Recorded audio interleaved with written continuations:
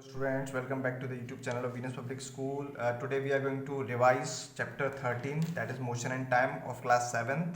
So we have discussed what is motion. Motion basically whenever an object changes its position, then it would be considered as it is doing motion. But we need to make sure we need to but motion is a relative quantity. So the proper definition of motion is whenever an object is continuously changing its position with respect to a reference point or with respect to time, then it would be considered, it would be said to be in motion. Clear? One more time I am repeating the definition of motion.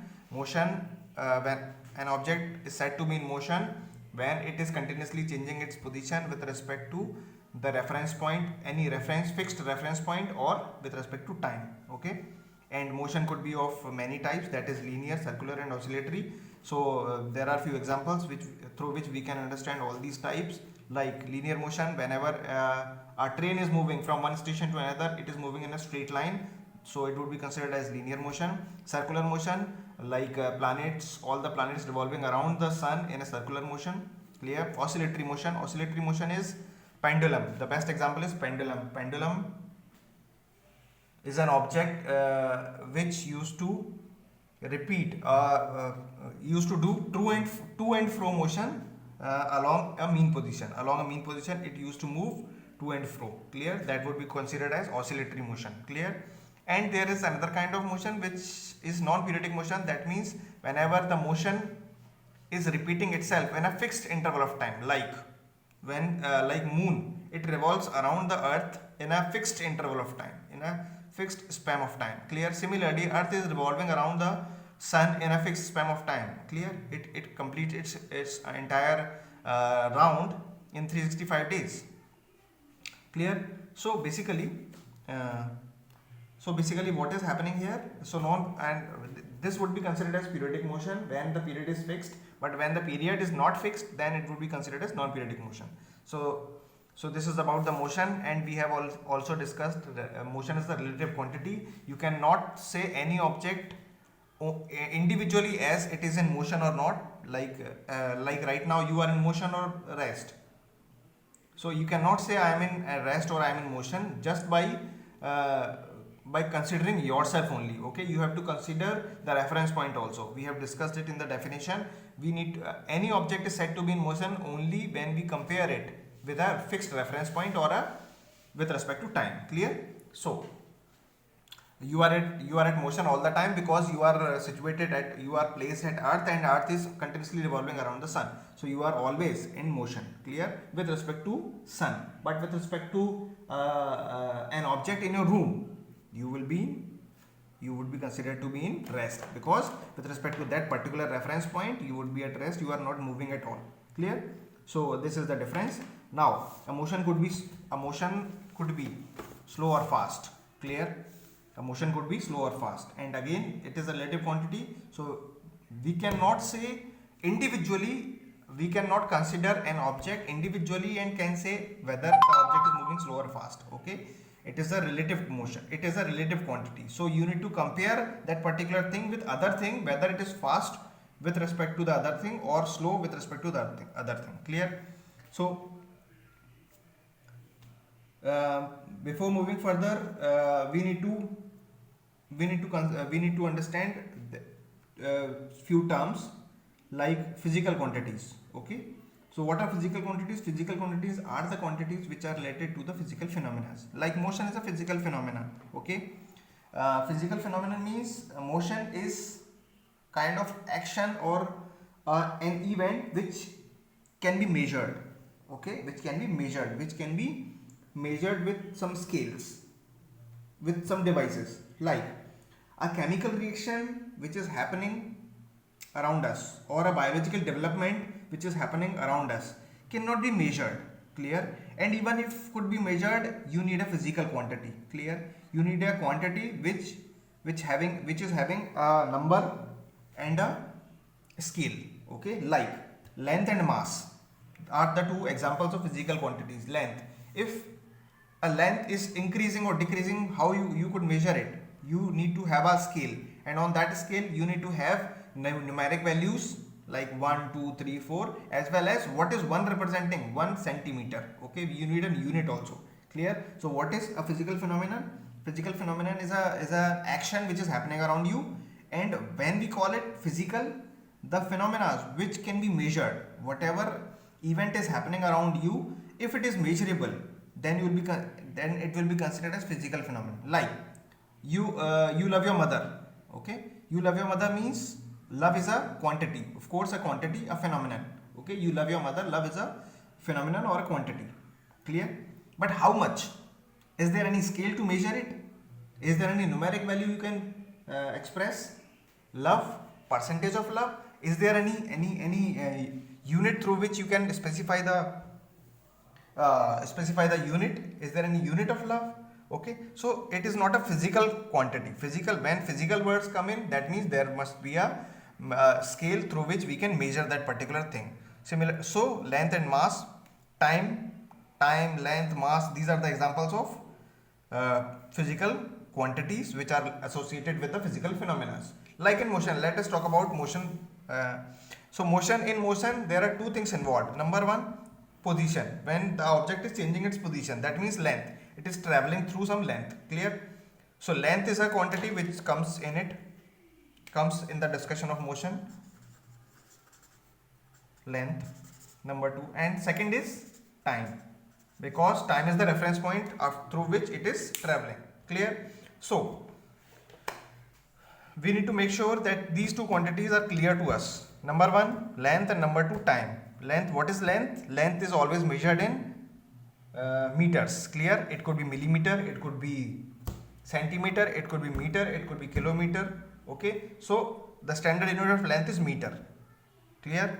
So the most appropriate and standard unit of measuring any kind of length is meter. Okay, so from now onwards we will be considering length as in meters. Clear? And time, everybody knows it. Time never stops. Time continuously keep on moving. So that's why time would be considered as a reference point all the time, because time is the only thing which keep on changing with a constant rate. Clear? After every 1 second, 1 second passed. Okay, so at a constant rate, either on any part of the earth, the dimension, the measurement of time would never change. Clear? That's why time would be considered as a reference point. Clear? So from these two quantities we can again conclude what is motion. Motion is a change in length with respect to time. Okay, so let's take an example. So motion could be slow or fast. We have discussed. Now we are discussing slow motion or fast motion. So how can you consider it?